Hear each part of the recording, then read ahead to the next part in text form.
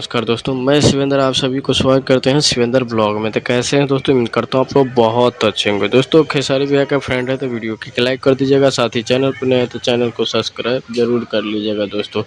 दोस्तों बता दूं कि बहुत जल्दी आप लोगों को देखने के लिए मिलेगा न्यू वर्ष का सॉन्ग। आप लोग थोड़ा सा क्लिप में देखे होंगे जो कि आज पोस्टर आया और कल और टेलर आएगा, और 29 तारीख को आप लोगों को सुबह ही गाना देखने के लिए मिलेगा। काफ़ी वीडियो फॉर्मेट में गजब का है और आप लोग ढेर सारा प्यार दीजिए।